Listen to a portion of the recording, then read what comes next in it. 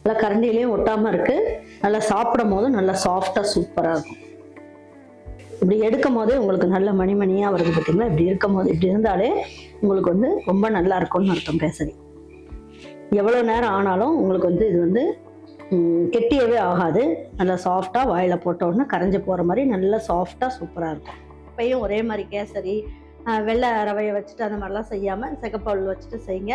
அது எப்படி செய்யணும், எந்த அளவில் தண்ணி ஊற்றணும், எந்த பக்குவத்தில் செய்யணும், எப்படி செஞ்சால் கெட்டி ஆகாமல் இருக்கும் அப்படிங்கிறது எல்லா டீட்டெயில்ஸும் உங்களுக்கு சொல்கிறேன்.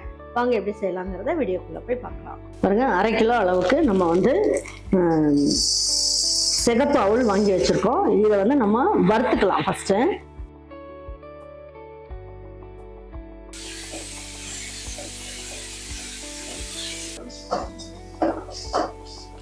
பாருங்க, இப்போ வந்து நல்லா வறுபட்டுருச்சு. இப்போ வந்து என்ன பண்ணலாம், இது எல்லாமே எடுத்து ஜலிச்சுக்கலாம்.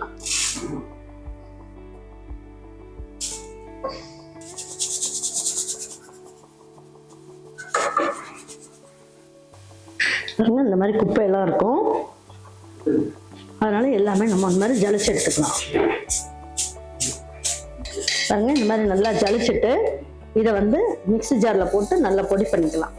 ரவை பதத்துக்கு பொடி பண்ணிக்கலாம்.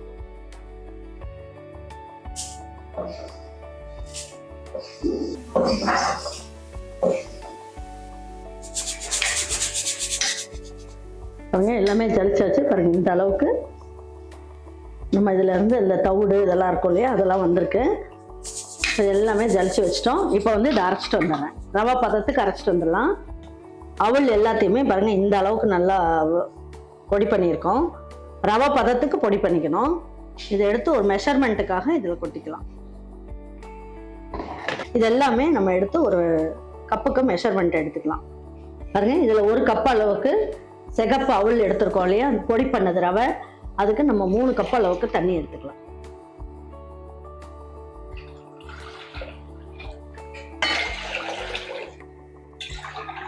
மூணு கப் அளவுக்கு தண்ணி எடுத்துக்கலாம். பாருங்க, இது நல்லா கொதிக்கட்டும். பாருங்க, இந்த கேசரியை பொறுத்த வரைக்கும் நம்ம வந்து என்ன பண்ணலாம், ஒரு 5 ஸ்பூன் அளவுக்கு நெய் சேர்த்துக்கலாம். டேபிள் ஸ்பூன்ல 5 ஸ்பூன் அளவுக்கு சேர்த்துக்கலாம். 4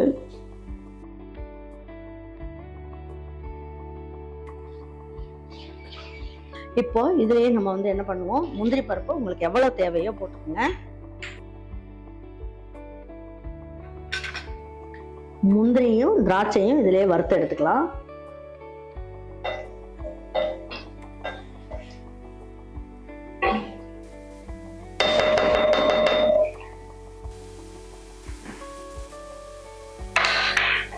பாருங்க, இதுலயே நம்ம எடுத்து வச்சிருக்க ரவையும் இதுல சேர்த்து பொரிச்சுக்கலாம்.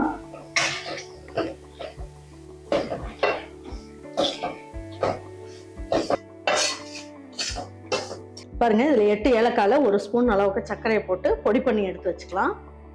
இப்போ வந்து என்ன பண்ணலாம், நல்லா இதுவும் வறுத்தாச்சு. இப்போ வந்து தண்ணி நல்லா சூடாயிடுச்சு. இப்போ எடுத்து இதுல ஊற்றிடலாம்.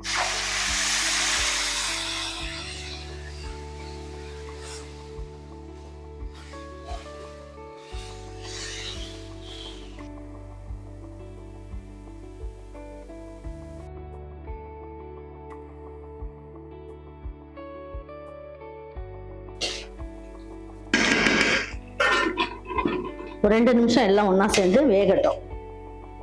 பாருங்க, இப்போ எடுத்து பார்க்கலாம். ஒரு 2 நிமிஷத்துலேயே நம்ம ஊற்றுன தண்ணி ஃபுல்லாகவே நல்லா சரியாயிடுச்சு. பாருங்க, இப்போ வந்து நல்லா ரவையும் பாருங்க நல்லா வெந்துருச்சு. 1/2 கிலோ அளவுக்கு சிகப்பு அவல் எடுத்துக்கிட்டோம் அப்படின்னா 3/4 கிலோ அளவுக்கு நமக்கு வந்து நாட்டு சக்கரை சேர்த்துக்கணும். உங்களுக்கு வந்து இனிப்பு வேண்டாம், ஜாஸ்தி வேண்டாம்னு நினைச்சீங்கன்னா ஒரு 650 கிராம் அளவுக்கு நீங்க வந்து நாட்டு சக்கரை சேர்த்துக்கலாம். ஆனா நான் இன்னைக்கு சேர்த்தது 3/4 கிலோ அளவுக்கு நாட்டு சக்கரை சேர்த்திருக்கேன்.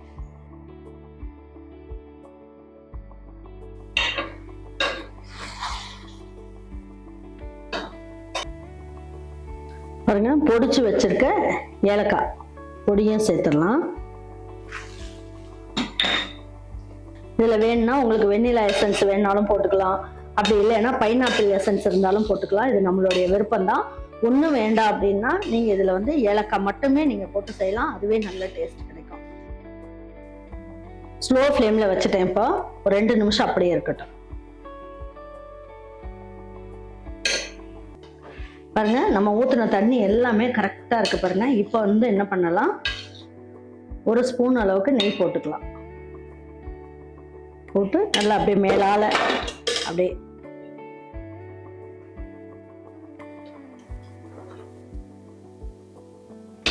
சூப்பராக வந்துருச்சு பாருங்க.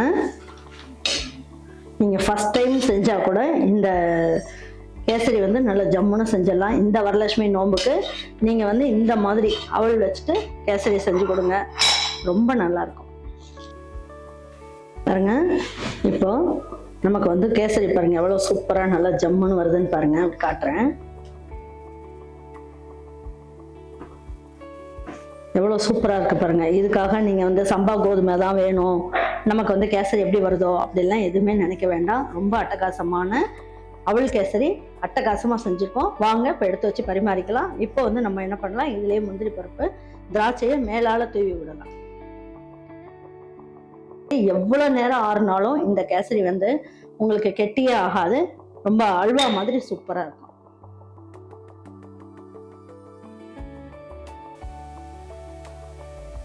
இப்படி இருக்கு பாருங்க, நல்லா சூப்பராக சட்டியிலேயே ஒட்டாம நல்லா அட்டகாசமாக வரும்.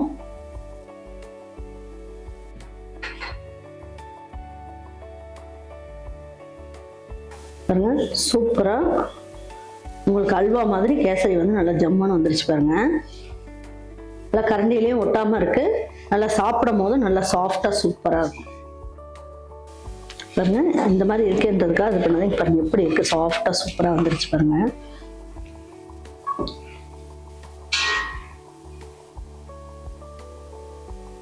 இப்படி இப்படி எடுக்கும் போதே உங்களுக்கு நல்ல மணிமணியாக வருது பார்த்தீங்களா. இப்படி இருக்கும் போது இப்படி இருந்தாலே உங்களுக்கு வந்து ரொம்ப நல்லா இருக்கும்னு அர்த்தம் கேசரி.